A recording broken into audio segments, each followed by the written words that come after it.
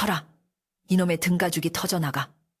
정신을 차릴 때까지 아주 뼈가 부러지도록 내리쳐라. 최 부자의 고함 소리가 벼락처럼 마당을 울리자마자 굵직한 물풀의 나무 몽둥이가 허공을 가르며 칠성의 등짝에 내리꽂혔다. 억하는 단말마가 입 밖으로 터져나오려 했으나 칠성은 이새를 꽉 깨물어 그 비명조차 삼켜버렸다. 살점이 찢어지는 듯한 고통이 척추를 타고 뇌수까지 찌릿하게 올라왔지만 그는 몸을 웅크려 자신의 품 안에 있는 여인을 감싸 안는 것을 멈추지 않았다. 비에 젖은 흙바닥에 처박힌 칠성의 얼굴 옆으로 흙탕물이 튀어올랐고 그가 필사적으로 보호하고 있는 여인은 썩은 집단처럼 축 늘어진 채 가쁜 숨만 몰아쉬고 있을 뿐이었다. 마을 사람들은 혀를 차며 수군거렸다. 칠성이가 드디어 미쳤구먼. 귀신이 들려도 단단히 들렸어. 저런 송장 같은 거지를 첩으로 들이겠다니. 매질이 이어질 때마다 칠성의 입안에서는 비릿한 핏물이 고였지만 그의 눈빛만은 짐승처럼 형형하게 빛나며 최 부자를 노려보고 있었다. 도대체 무엇이 평생 주인을 하늘처럼 모시던 순박한 머슴을 이토록 무모한 반역자로 만들었단 말인가. 사단은 사흘 전 늦가을 비가 추적추적 내리던 장날 저녁에 시작되었다. 장작을 패고 돌아오던 칠성은 마을 어귀의 거름 무더기 옆에서 넝마 조각 같은 것이 꿈틀거리는 것을 발견했다. 가까이 다가가 보니 그것은 사람이었다. 온몸에 부스럼이 나 진물이 흐르고 머리카락은 떡이 져 얼굴조차 알아볼 수 없는 여인이었다. 악취가 진동하여 지나가던 개조차 코를 킁킁 대다 도망갈 정도였으나 칠성은 그 여인의 못한 눈동자와 마주친 순간 설명할 수 없는 기묘한 전율을 느꼈다. 그것은 죽음을 앞둔 짐승의 눈빛이 아니라 깊고 어두운 우물 속에서 구조를 요청하는 간절한 영혼의 외침 같았다. 평생을 남의 집 머슴으로 살며 뼈 빠지게 일만 해온 칠성에게 그 여인의 처지는 남의 일 같지 않았다. 그는 주위의 눈을 피해 여인을 자신의 헛간으로 몰래 업고 들어왔다. 훔쳐온 식은 밥덩이를 물에 말아 여인의 입에 넣어주며 그는 처음으로 누군가를 책임진다는 묘한 충만감을 느꼈다. 그러나 그 비밀은 오래가지 못했다. 여인의 몸에서 풍기는 지독한 악취가 안채에까지 퍼지면서 예민하기로 소문난 최 부자의 코를 자극하고 만 것이었다. 네, 이놈 내 집이 구판을 벌이는 무당집인 줄 아느냐? 아니면 송장을 치우는 염습소인 줄 아느냐? 최 부자는 뒷짐을 진 채 씩씩거렸다. 칠성은 멍석 위에 무릎을 꿇고 읍소했다. 대감마님, 죽어가는 목숨이 불쌍하여 잠시 비만 피하게 해주려 했습니다. 저 여인은 갈 곳이 없는 가련한 사람입니다. 제 밥을 나눠줄 터이니 제발 쫓아내지만 말아주십시오. 칠성의 애원에도 불구하고 최 부자의 표정은 싸늘하게 굳어졌다. 그는 본래 인색하고 의심이 많은 성정이라 출처를 알 수 없는 병든 거지를 집안에 들이면 재수가 옴부터 가세가 기운다고 믿는 위인이었다. 가련 내놈 꼴이 더 가련하다. 당장 저 더러운 년을 멍석에 말아 마을 밖으로 내다 버려라. 그렇지 않으면 내 놈도 오늘부로 내 집 식구가 아니다. 최 부자의 명령은 추상 같았다. 10년 넘게 뼈가 부서져라 일해온 대가치고는 너무나 매정한 처사였으나 칠성은 고개를 저었다. 지금 저 여인을 밖으로 내치면 차가운 빗속에서 오늘 밤을 넘기지 못하고 얼어 죽을 것이 뻔했기 때문이었다. 다시 몽둥이가 칠성의 어깨를 강타했다. 이 미친놈이 끝까지 고집을 부려 집사놈이 휘두르는 매질에 칠성의 옷가지가 찢겨 나갔다. 칠성의 품에 안긴 여인이 미약하게 신음하며 몸을 떨었다. 그녀는 말을 할 기력조차 없는 듯 했지만 칠성의 옷자락을 꽉 쥐고 있는 손마디만은 하얗게 질려 있었다. 칠성은 고개를 들어 최 부자를 바라보았다. 마님, 저는 못 버립니다. 저 여인을 버리느니 차라리 제가 나가겠습니다. 그동안 마님 댁에서 소처럼 일해준 품셈을 쳐주십시오. 그 돈으로 저 여인을 데리고 나가 살겠습니다. 칠성의 당돌한 요구에 구경하던 하인들조차 숨을 멈췄다. 감히 머슴 주제의 주인에게 품심 정산을 요구하다니 이는 조선 팔도에 유례가 없는 하극상이었다. 최 부자의 얼굴이 불그락부르락해지더니 기가 차다는 듯 허허로운 웃음을 터뜨렸다. 오냐, 내 놈이 기어이 제 발로 복을 차는구나. 품씹을 달라 내 놈이 먹어치운 밥과 축낸 옷감이 얼만데 돈을 달라고 해. 최 부자는 사랑방으로 뛰어들어가더니 낡아서 종이가 누렇게 뜬 문서 하나를 들고 나와 칠성의 얼굴에 집어던졌다. 이거나 먹고 떨어져라. 저기 산 너머 귀신 골짜기라고 불리는 돌밭이다. 선대 어르신 때 사기꾼에게 속아 산 땅인데 풀 한 폭이 안 자라는 저주받은 땅이니라. 내 놈꼴에 딱 어울리는 퇴직금이 아니냐. 썩 꺼져라. 문서는 빗물에 젖어 칠성의 무릎 앞에 힘없이 떨어졌다. 그것은 마을 사람들도 고개를 절레절레 흔드는 뱀과 독충만 우글거린다는 버려진 땅의 문서였다. 하지만 칠성은 떨리는 손으로 그 문서를 집어들었다. 흙투성이가 된 종이었지만 난생 처음 가져보는 내 땅이라는 증표였다. 그는 피 묻은 입가에 쓴 웃음을 지으며 품에 안긴 여인을 더욱 단단히 고쳐 업었다. 고맙습니다, 마님. 이 은혜뼈에 새겨 잊지 않겠습니다. 칠성은 비틀거리는 다리에 힘을 주어 일어섰다. 등 뒤로 최부자의 욕설과 하인들의 비웃음이 쏟아졌지만 그는 한 번도 뒤를 돌아보지 않았다. 마을을 벗어나 산길로 접어들자 빗줄기는 더욱 굵어졌다. 칠성의 등에는 멍이 들어 욱신거렸고 엎인 여인의 체온은 불덩이처럼 뜨거웠다. 그들이 향하는 곳은 사람이 살 수 없어 버려진 지 수십 년이 지난 황무지였다. 길조차 제대로 나 있지 않은 가시덤불 숲을 헤치며 칠성은 생각했다. 내가 미친 것일까? 따뜻한 아랫목과 배부른 밥을 버리고 이름도 모르는 거지를 위해 지옥으로 걸어 들어가다니. 그러나 등 뒤에서 느껴지는 여인의 심장 박동이 그의 등줄기를 타고 전해질 때마다 알 수 없는 오기가 솟구쳤다. 그는 평생 누군가의 명령에 따라 움직이는 기계였다. 밥을 먹으라 하면 먹고 일을 하라 하면 했다. 하지만 오늘 그는 생애 처음으로 자신의 의지로 선택을 했다.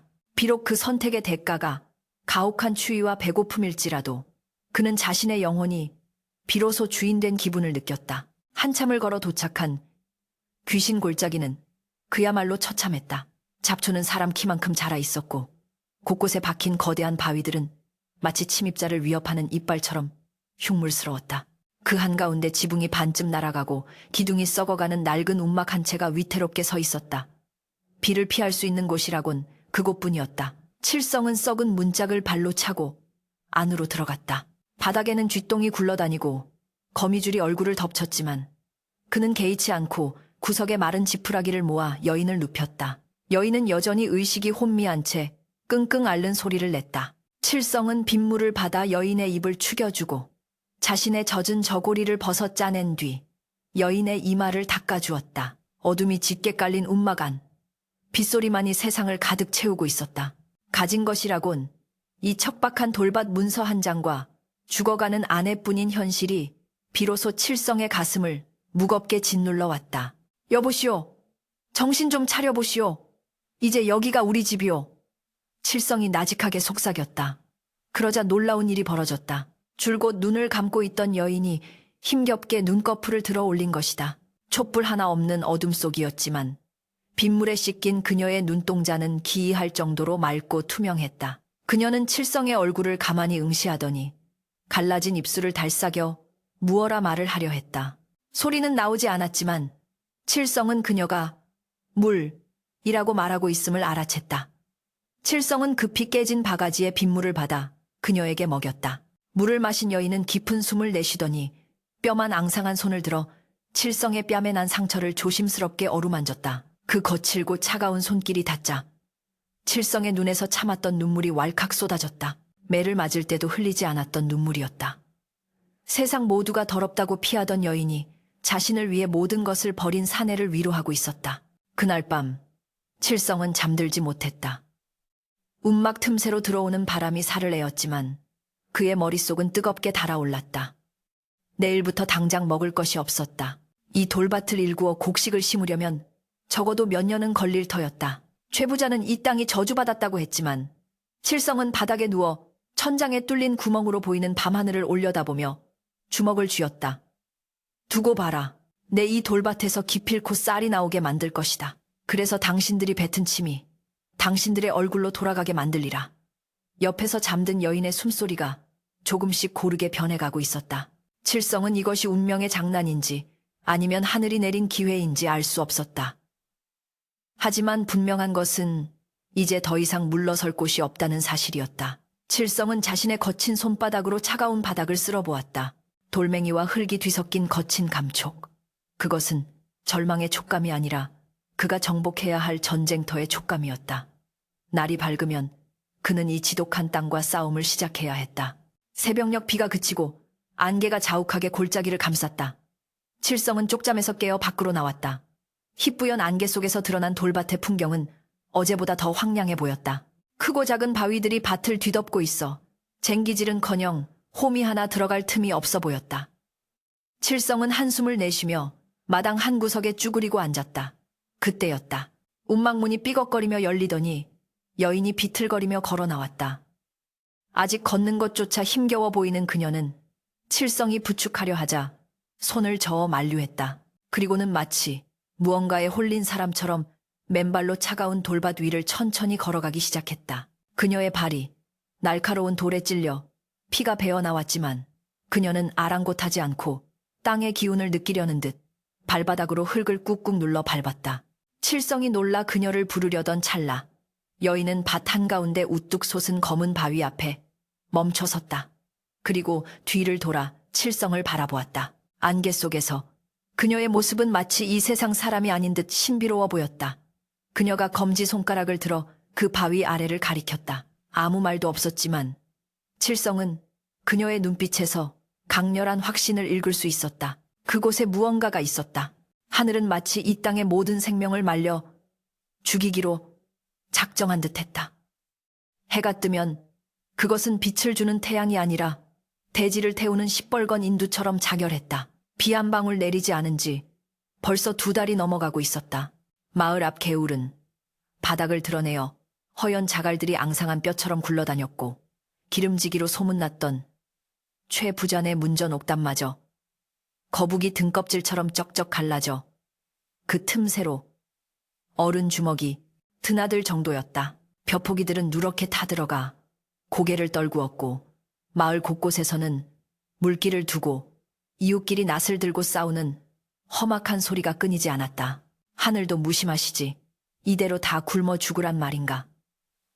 늙은 농부들의 탄식이 마른 먼지처럼 허공에 흩어졌다. 그러나 그 지독한 가뭄의 한복판에서도 가장 처참한 곳은 단연 칠성이 내쫓긴 귀신 골짜기였다. 본래 물이 귀하고 돌이 많아 버려진 땅이었으니 이 살인적인 더위 속에서 그곳은 흡사 불지옥이나 다름없었다. 으라차차 이놈의 바위야. 네가 이기나 내가 이기나 한번 해보자. 칠성의 고함 소리가 메마른 골짜기를 울렸다. 그는 우통을 벗어붙인 채 사람 몸통만 한 바위와 씨름하고 있었다.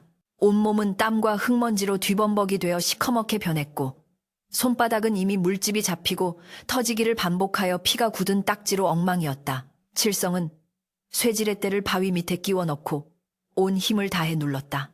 굵은 핏줄이 이마와 목덜미에 지렁이처럼 솟아올랐다. 우지끈하는 소리와 함께 거대한 바위가 아주 조금 손톱만큼 움직였다. 칠성은 숨을 헐떡이며 바닥에 주저앉았다. 입안에서 단내가 진동했고 눈앞이 핑 돌았다. 벌써 열흘째였다.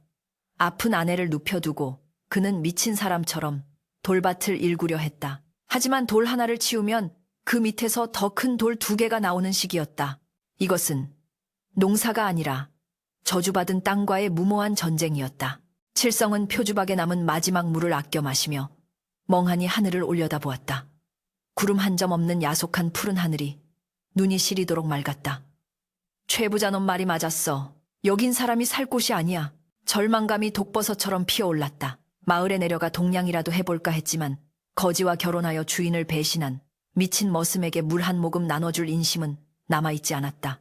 어제 저녁 몰래 우물가에 갔다가 동네 아이들이 던진 돌팔매에 이마가 찢어진 채 도망쳐와야 했다. 칠성은 흐르는 땀을 닦으며 운막 쪽을 바라보았다. 다 쓰러져가는 그곳에 그의 아내가 있었다. 그가 세상 모든 것을 버리고 선택한 여인. 그녀를 생각하면 가슴 한구석이 묵직하게 아려왔다. 운막 안은 밖보다 더 숨이 막힐 듯 더웠다. 그러나 아내는 불평 한마디 없이 자리를 지키고 있었다. 칠성의 정성 덕분인지 아니면 타고난 생명력이 질긴 탓인지 여인의 몸에 났던 부스럼은 딱지가 앉아 떨어지기 시작했고 맹국물에 절어있던 얼굴도 제법 사람 꼴을 갖춰가고 있었다.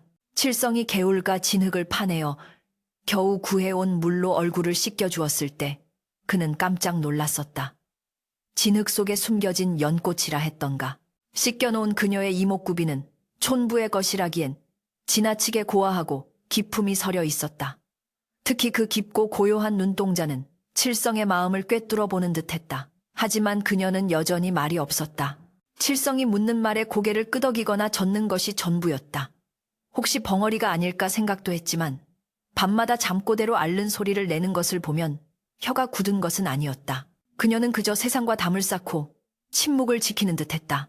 그런데 며칠 전부터 아내의 행동이 기이해지기 시작했다. 칠성이 지쳐 잠이 들면 그녀는 소리 없이 일어나 밖으로 나갔다. 처음에는 도망가려는 줄 알고 칠성이 화들짝 놀라 따라 나섰으나 그녀는 도망은커녕 돌밭 한가운데 엎드려 있는 것이었다. 달빛조차 희미한 그님 밤. 그녀는 뜨겁게 달궈진 돌바닥에 귀를 대고 무언가를 듣고 있었다. 마치 땅속 깊은 곳에서 들려오는 누군가의 속삭임을 엿듣는 사람처럼 그녀는 미동도 하지 않고 한참을 엎드려 있었다.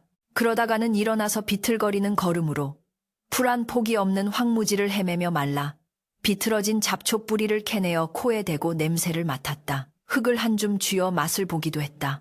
칠성이 다가가 여보, 뭐 하는 거요? 그러다 쓰러지겠소. 라고 말려도 그녀는 칠성을 빤히 바라볼 뿐 아무런 대답도 하지 않았다. 그 눈빛에는 광기가 아닌 확신에 찬 기이한 총기가 서려 있어 칠성은 더 이상 다그칠 수가 없었다. 이보시오. 대체 뭘 듣는 게요? 땅속에 금덩이라도 묻혀있단 말이오. 칠성이 답답함을 참지 못하고 물었을 때 아내는 처음으로 입을 열었다. 쇳소리가 섞인 그러나 낮고 분명한 목소리였다. 숨소리.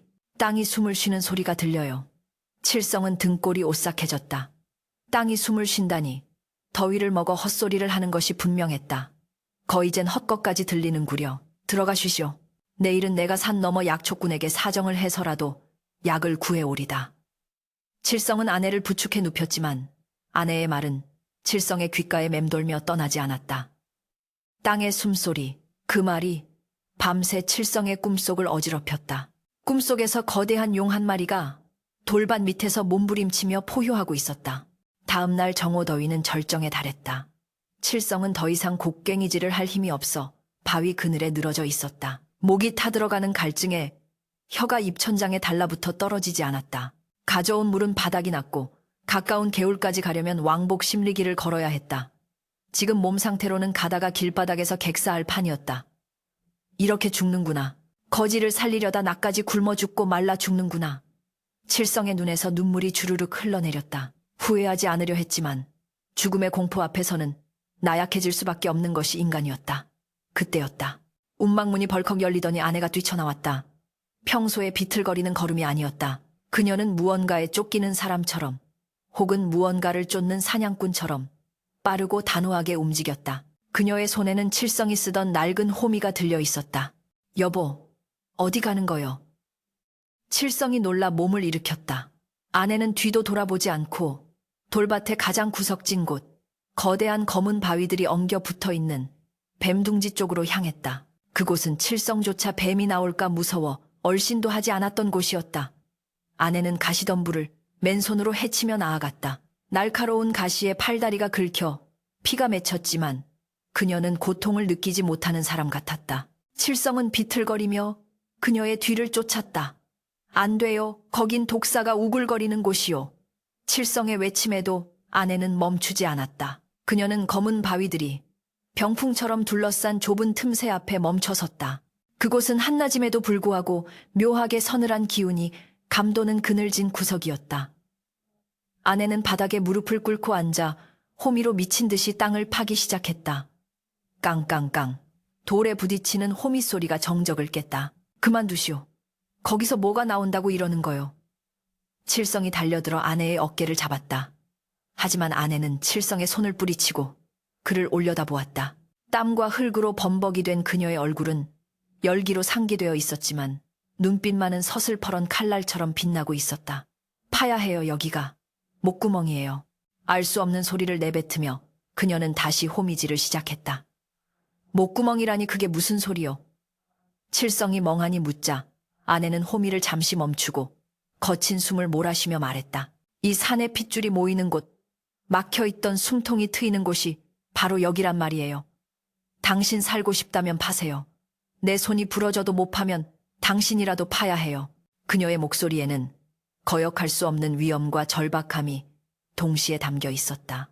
칠성은 홀린 듯 아내의 손에서 호미를 받아들었다. 그녀의 확신에 찬 태도에 압도된 탓일까? 아니면 이판사판이라는 심정 때문일까? 칠성은 아내가 가리킨 지점을 내려다보았다. 겉보기엔 다른 곳과 다를 바 없는 말라비틀어진 흙과 자갈뿐인 땅이었다. 하지만 자세히 보니 그곳의 흙 색깔이 주변보다 아주 미세하게 검붉은 빛을 띠고 있었다. 그리고 기분 탓인지 몰라도 바위 틈새에서 불어오는 바람에서 묘한 비린내가 났다. 그것은 물 비린내였다. 칠성의 심장이 쿵쾅거리기 시작했다. 그는 침을 꿀꺽 삼키고 호미 대신 옆에 있던 곡괭이를 집어들었다. 좋소. 내 팔이 부러지는 한이 있어도 파보리다. 당신 말을 믿고 파보는 거요. 칠성은 곡괭이를 높이 쳐들었다. 깡! 불꽃이 튀며 바위 파편이 얼굴로 튀었다. 땅은 쇠처럼 단단했다. 한 번, 두 번, 10번. 칠성의 곡괭이질이 계속될수록 그의 입에서는 단말마 같은 기합이 터져나왔다. 아내는 옆에서 돌을 걷어내며 칠성을 도왔다. 해가 서산으로 기울고 주위가 어둑어둑해질 때까지 그들의 작업은 멈추지 않았다. 손바닥에 물집이 터져 곡괭이 자루가 피로 미끌거렸지만 칠성은 멈출 수가 없었다. 아내가 옆에서 주문처럼 중얼거리고 있었기 때문이었다. 조금만 더 깊이. 어둠 속에서 들려오는 그녀의 목소리는 칠성의 꺼져가는 힘을 다시 불러일으키는 주술과도 같았다. 깊이가 허리춤까지 내려갔을 무렵이었다. 칠성의 곡괭이 끝에 묵직하고 둔탁한 느낌이 전해졌다. 여느 바위를 칠 때와는 다른 마치 텅 빈 항아리를 때리는 듯한 울림이었다. 잠깐 아내가 급하게 칠성의 팔을 잡았다. 그녀는 구덩이 안으로 몸을 숙여 바닥에 귀를 대었다. 정적이 흘렀다. 칠성은 자신의 거친 숨소리조차 죽이며 아내의 입을 주시했다. 잠시 후 아내가 고개를 들었다. 어둠 속에서도 그녀의 하얀 치아가 드러날 정도로 환한 미소가 번지고 있었다. 칠성은 난생 처음 보는 아내의 미소에 넋을 잃었다. 들려요.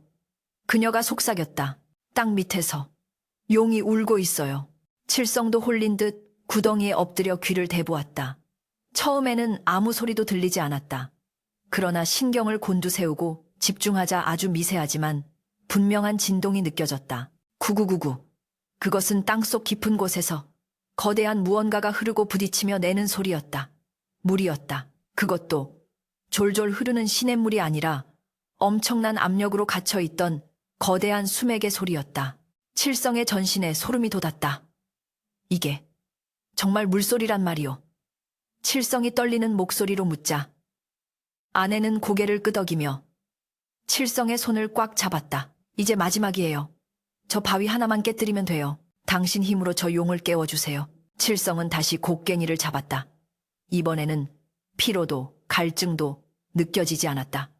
그의 눈앞에는 오직 구덩이 바닥을 가로막고 있는 넓적한 청석 도시 하나만이 보일 뿐이었다. 저것만 깨면 산다. 저것만 깨면 이 지옥 같은 가뭄에서 벗어날 수 있다.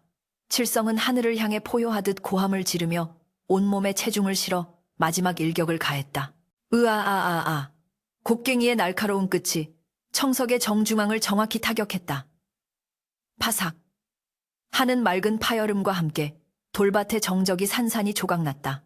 그 순간 칠성은 발바닥 밑에서부터 솟구쳐 오르는 강력한 힘에 튕겨져 뒤로 나동그라졌다. 천지가 개벽하는 소리가 이러할까. 칠성이 나동그라진 찰나 귀를 찢는 굉음과 함께 칠흑 같은 구덩이 속에서 하얀 물기둥이 포효하며 하늘로 솟구쳤다. 그것은 마치 오랫동안 땅속에 갇혀 울분을 토하던 백룡이 승천하는 형상이었다. 물기둥은 칠성이 파놓은 구덩이를 순식간에 채우고도 모자라 사람 키 높이만큼 솟아올라 사방으로 비산했다. 메마른 대지가 쩍쩍 갈라져 신음하던 귀신 골짜기에 난데없는 물벼락이 쏟아져 내렸다. 칠성은 엉덩방아를 붙인 채 멍하니 그 광경을 올려다보았다. 흙탕물이 얼굴을 때리고 전신을 적셨지만 그는 눈을 깜빡일 생각조차 하지 못했다. 차가웠다. 살을 애는 듯한 냉기가 온몸을 감쌌다. 그것은 꿈이 아니었다. 환영도 아니었다. 뼈까지 시리게 만드는 진짜 물이었다. 물이다. 물이야. 칠성의 입에서 터져나온 외침은 짐승의 포효에 가까웠다. 그는 엉금엉금 기어가 콸콸 쏟아져 넘치는 물웅덩이에 얼굴을 쳐박았다.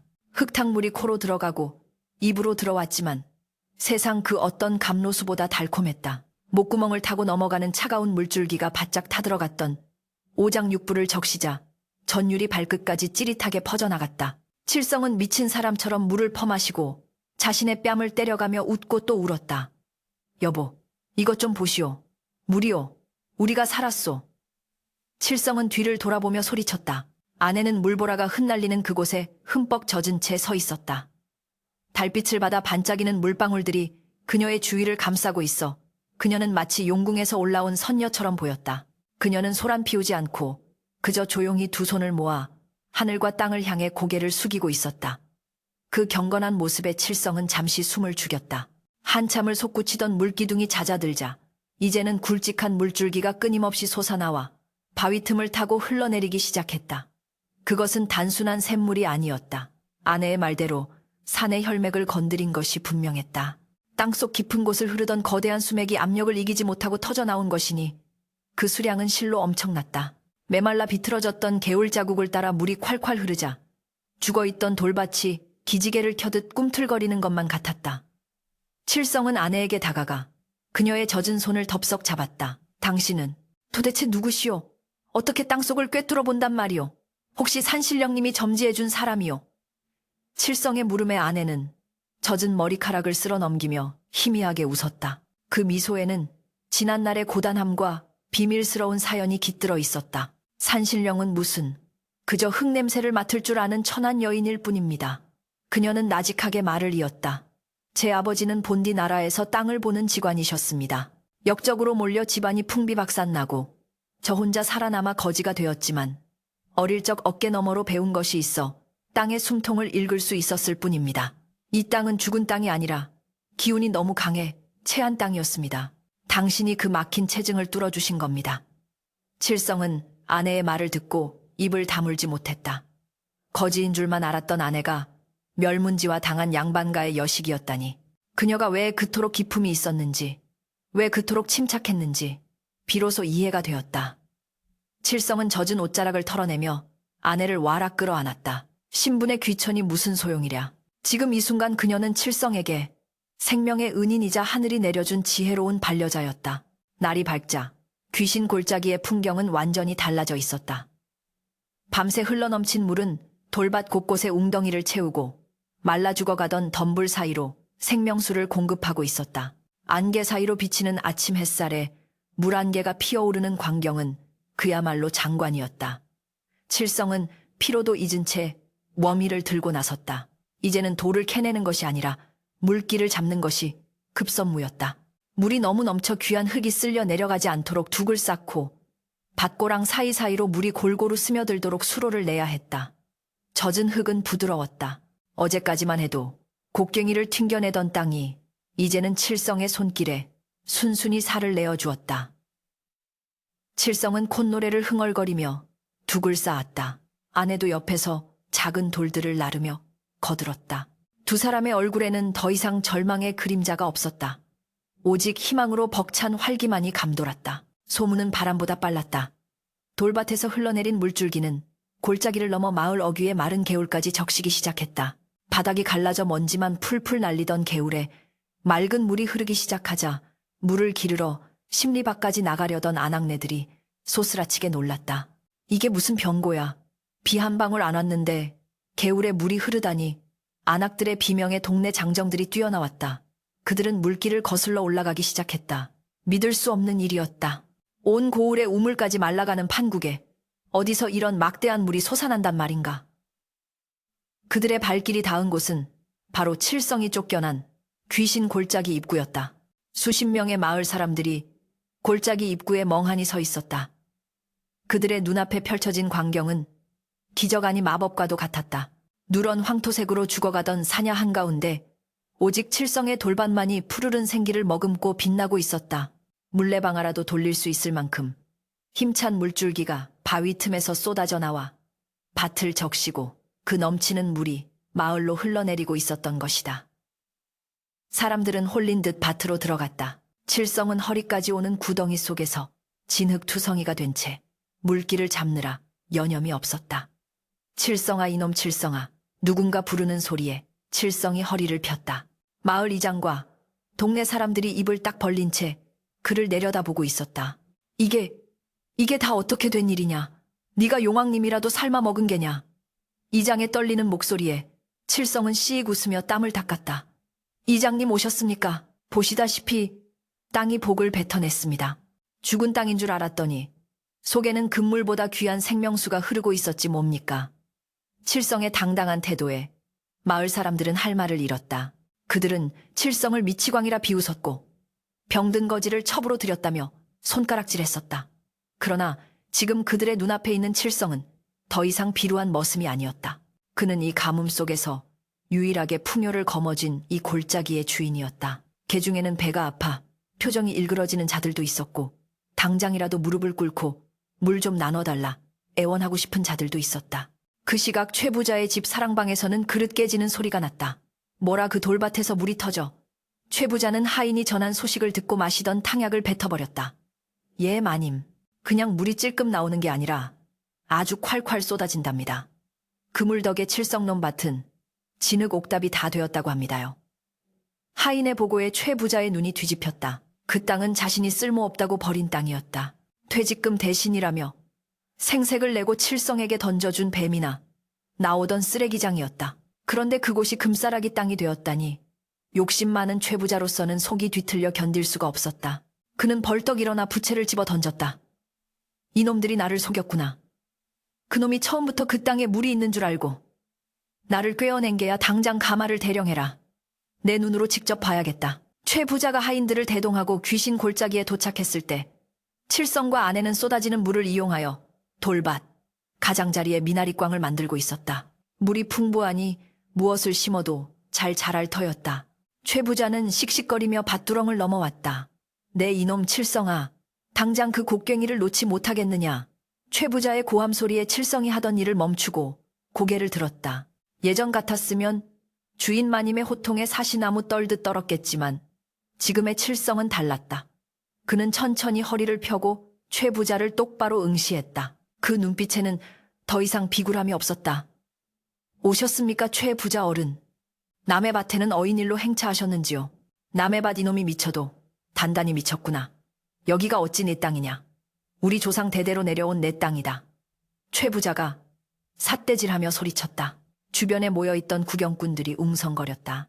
칠성은 품속에서 꼬깃꼬깃해진 문서를 꺼내 들었다.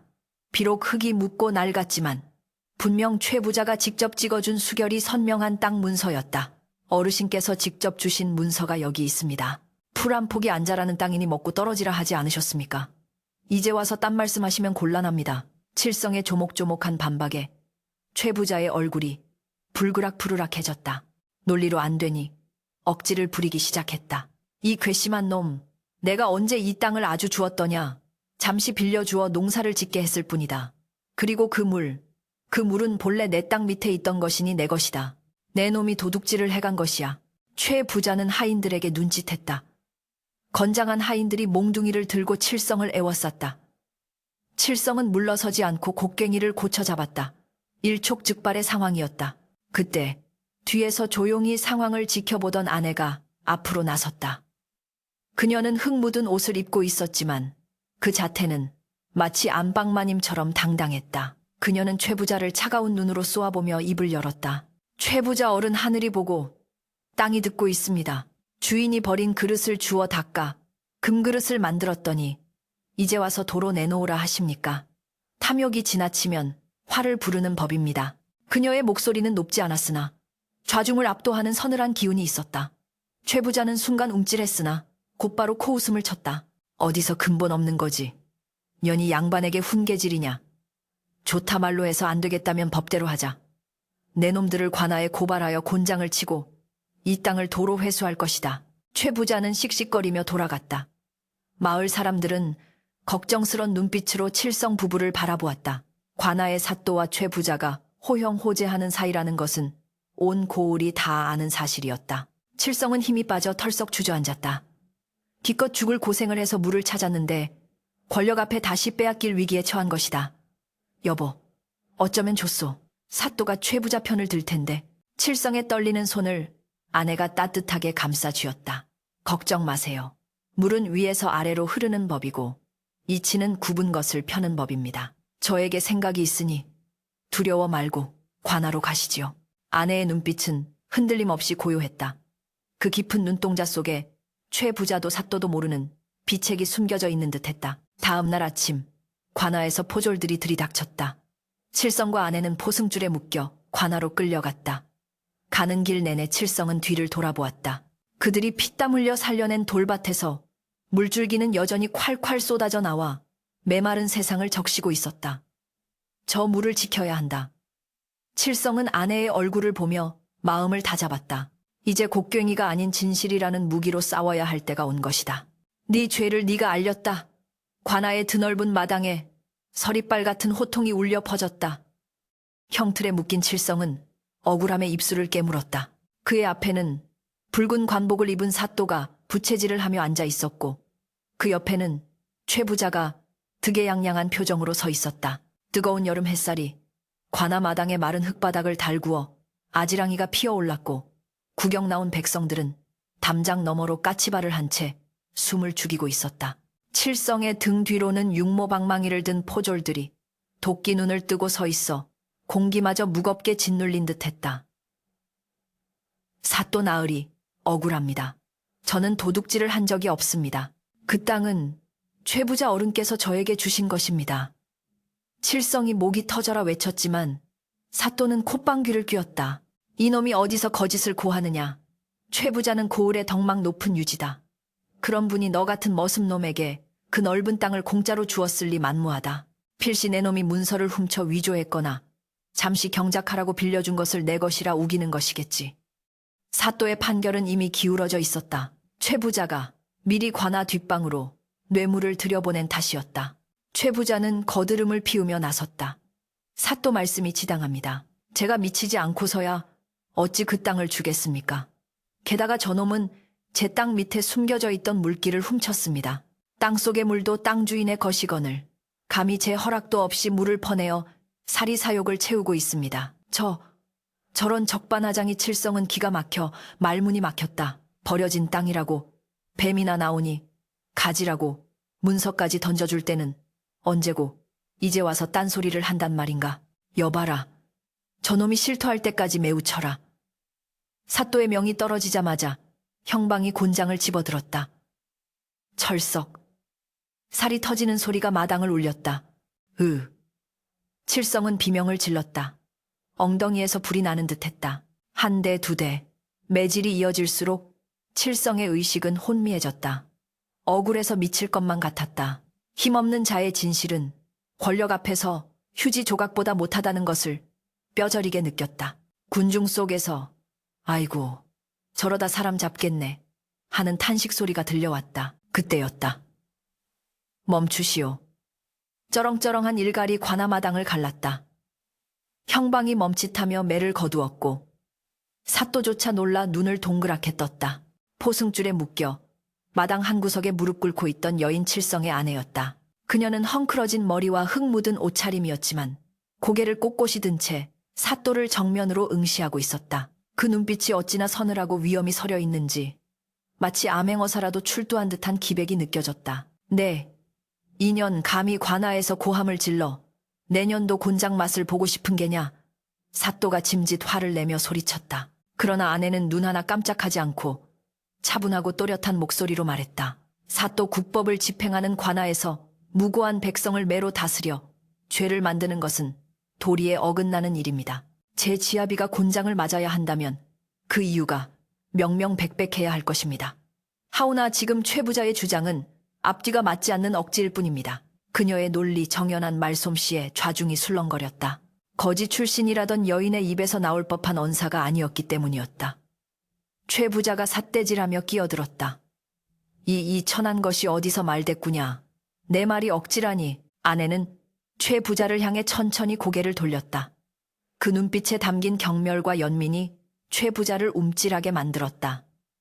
어르신, 이 땅 문서를 보십시오. 아내는 품속에서 칠성이 가져왔던 땅 문서를 꺼내 형방에게 내밀었다. 사또가 건네받은 문서는 낡았지만 내용은 선명했다. 아내가 말을 이었다. 거기 적힌 날짜와 내용을 보시지요. 불모지 부머디로서 경작이 불가하여 머슴 칠성에게 양도함. 분명 양도라 적혀 있고 어르신의 수결이 찍혀 있습니다. 임대라 적혀 있지 않습니다. 양도란 소유권을 완전히 넘긴다는 뜻입니다. 그를 아시는 분이 이를 모르셨을 리 없습니다. 최 부자는 당황하여 얼굴이 벌개졌다. 그건 그냥 형식상 그렇게 써준 것이지 진짜 줄 생각은 없었다. 아내는 틈을 주지 않고 몰아붙였다. 형식상이라 하셨습니까? 문서란 사람과 사람 사이의 약속이며 관하에서도 효력을 인정하는 증거입니다. 이제 와서 마음이 바뀌었다 하여 문서의 내용을 부정하신다면 앞으로 이 고을에 누가 최 부자 어른의 문서를 믿고 거래를 하겠습니까? 그녀의 날카로운 지적에 사또조차 고개를 끄덕일 뻔했다. 최 부자는 말문이 막혀 씩씩거렸다. 그래도 땅속의 물은 내 것이다. 내가 물까지 준 적은 없다. 아내는 기다렸다는 듯 옅은 미소를 지었다. 이제야 걸려들었다는 표정이었다. 사또, 물에 대한 판결을 내리시기 전에 한 가지 여쭐 것이 있습니다. 나라의 법인 대전회통 다된 위통에 이르기를 주인 없는 황무지를 개간하여 옥토로 만든 자는 그 소유권을 인정받고 대신 나라에 세금을 바쳐야 한다고 했습니다. 최 부자 어른께 묻겠습니다. 어른께서는 이 귀신 골짜기를 소유하고 계신 동안 관아의 토지대장 양안을 올리고 세금을 내셨습니까? 순간 최 부자의 얼굴이 사색이 되었다. 그리고 사또의 표정도 묘하게 굳어졌다. 당시 지주들은 세금을 피하기 위해 척박한 땅을 대장에 올리지 않고 숨겨두는 은결 인개들 일삼았기 때문이다. 귀신 골짜기는 워낙 쓸모없는 땅이라 최 부자가 세금을 내기 싫어 아예 없는 땅 취급을 해왔던 터였다. 아내는 그 침묵을 놓치지 않았다. 대답이 없으신 걸 보니 세금을 내지 않으셨군요. 그렇다면 이 땅은 최 부자 어른의 사유지가 아니라 사실상 국유지나 다름없는 버려진 땅이었습니다. 나라에 신고조차 하지 않은 땅에 대해 이제 와서 소유권을 주장하는 것은 세금을 포탈했다는 것을 자백하는 꼴이 아닙니까? 사또는 식은땀을 흘렸다. 만약 이 사실이 상급기관인 가명에 알려지면 은결을 눈감아준 자신까지 문책을 당할 수 있었다. 게다가 이 여인의 말이 구구절절 옳았다. 세금도 안 낸 땅을 내 것이라 우기는 것은 국법을 기만하는 행위였다. 아내는 결정타를 날렸다. 제 지아비는 이 땅을 받자마자 죽을 힘을 다해 물길을 찾았고 이제 옥토가 되었으니 당당히 관아에 세금을 바칠 것입니다. 버려진 땅을 놀려 나라의 곳간을 비게 한 자와 땀 흘려 개간하여 나라에 충성하려는 자, 사또께서는 누구의 손을 들어주시겠습니까? 마당에는 정적이 흘렀다. 숨소리조차 들리지 않는 팽팽한 긴장감 속에서 담장 너머 백성들의 웅성거림이 점차 커졌다. 저 여자 말이 맞네. 최 부자가 세금 떼먹으려다 제 발등 찍었어. 여론은 순식간에 칠성 부부 쪽으로 기울었다. 사또는 눈알을 굴리며 계산을 마쳤다. 최 부자의 뇌물도 좋지만 자칫하다간 자신의 목이 날아갈 판이었다. 게다가 백성들의 눈이 저토록 무서우니 민심을 거스를 수도 없었다. 사또는 헛기침을 크게 한 번 하더니 판결봉 용수를 탁 내려쳤다. 듣거라. 최 부자는 이미 문서를 통해 땅을 칠성에게 양도하였음이 명백하고 그간 해당 토지에 대한 납세의 의무를 다하지 않았으니 소유권을 주장할 명분이 없다. 또한 물길은 하늘이 내린 것이요 칠성의 노력이 더해져 발굴된 것이니 이는 경작자의 공로다. 사또의 목소리가 엄숙하게 울려 퍼졌다. 이에 본관은 판결한다. 귀신 골짜기의 돌밭과 그곳에서 나온 수맥의 권리는 오롯이 칠성에게 귀속된다. 또한 최 부자는 무고한 백성을 모함하여 관아를 능멸한 죄를 물어 곤장 10대를 아니 벌금으로 쌀 백석을 빈민 구제용으로 내놓도록 하라. 와하하. 담장 밖에서 환호성이 터져나왔다. 칠성은 멍한 표정으로 아내를 바라보았다. 꿈만 같았다. 형틀에서 풀려난 칠성은 다리가 풀려 주저앉으면서도 아내를 향해 엉금엉금 기어갔다. 최 부자는 얼굴이 흙빛이 되어 바닥에 주저앉았다. 이럴 수는 없다. 내 땅, 내 물. 그가 발악했지만 포졸들이 그를 끌어냈다. 그동안 마을 사람들을 괴롭히던 탐욕스러운 부자의 몰락을 보는 사람들의 눈빛은 통쾌함으로 가득 찼다. 아내는 칠성에게 다가와 묶인 줄을 풀어주었다. 부어오른 칠성의 손목을 어루만지는 그녀의 손길은 따뜻했다. 고생하셨습니다, 서방님. 그녀가 칠성을 부축해 일으켰다. 칠성은 눈물이 범벅이 된 얼굴로 아내를 바라보았다. 당신, 정말 대단하오. 내가 장가 한번 잘 들었소. 당신 아니었으면 나는 오늘 초상치를 뻔했소. 두 사람은 서로를 의지하며 관아문을 나섰다. 쏟아지는 여름 햇살이 두 사람의 앞길을 축복하듯 비추고 있었다. 하지만 이야기는 여기서 끝이 아니었다. 관아문 밖에는 수많은 농부들이 기다리고 있었다. 그들은 칠성 부부가 나오자마자 우르르 몰려들었다. 칠성아, 아니, 칠성 서방님 축하하네. 마을 사람들은 칠성의 옷자락을 잡으며 환호했다. 그러나 그들의 눈빛에는 축하 섞인 부러움과 함께 간절한 욕망이 서려 있었다. 바로 물 때문이었다. 최 부자의 논마저 말라가는 이 가뭄에 유일하게 물이 넘쳐나는 칠성의 땅. 사람들은 칠성이 그 물을 어떻게 할지 숨죽여 기다리고 있었다. 개중에는 칠성을 괴롭혔던 자들도 있었기에 칠성이 보복으로 물을 독점하지는 않을까 전전긍긍하는 눈치였다. 칠성은 군중을 둘러보았다. 어제까지만 해도 자신에게 돌을 던지던 아이들, 험담하던 아낙네들, 무시하던 노인들, 마음 같아서는 대문을 걸어 잠그고 혼자만 잘 먹고 잘 살고 싶은 심정이 굴뚝 같았다. 그러나 칠성의 옆구리를 쿡 찌르는 손길이 있었다. 아내였다. 아내는 칠성을 보며 고개를 살짝 끄덕였다. 그 눈빛은 물은 고이면 썩지만 흐르면 생명이 된다는 무언의 가르침을 담고 있었다. 칠성은 크게 심호흡을 했다. 그리고 사람들 앞에서 목소리를 높였다. 여러분, 제 땅에서 나온 물은 제 것이지만 또한 하늘이 주신 것입니다. 저 혼자 배불리 먹자고 그 고생을 한 것이 아닙니다. 칠성의 말에 사람들이 침을 꿀꺽 삼켰다. 제 밭에 물을 대고 남은 물은 수로를 터서 아랫마을 논으로 흘려보내겠습니다. 다 같이 살아야지요. 칠성의 선언에 잠시 정적이 흘렀다가 이내 천둥 같은 함성과 박수갈채가 터져나왔다. 만세 칠성 만세. 사람들은 칠성을 팻가래 칠 기세였다. 그날 저녁 칠성의 움막 앞에는 마을 사람들이 가져온 닭이며 달걀, 옥수수 등이 산더미처럼 쌓였다. 가난하고 천대받던 머슴과 거지가 하루아침에 고을의 영웅이 된 것이다. 칠성과 아내는 모닥불 앞에 앉아 서로를 바라보며 웃었다. 돌밭에서 솟아난 것은 단지 물만이 아니었다. 그것은 사람의 마음을 얻고 세상을 맑게 씻어내는 기적의 시작이었다. 밤하늘의 별들이 칠성의 이름처럼 반짝이며 두 사람을 내려다보고 있었다. 세월은 유술 요새와 같다더니 어느덧 10년이라는 시간이 쏜살같이 흘러갔다.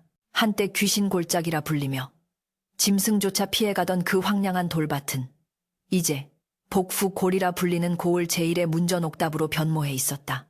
가을바람이 불어오면 황금빛 벼이삭이 물결처럼 일렁이고 그 사이로 흐르는 맑은 수로는 햇살을 받아 비단처럼 반짝였다.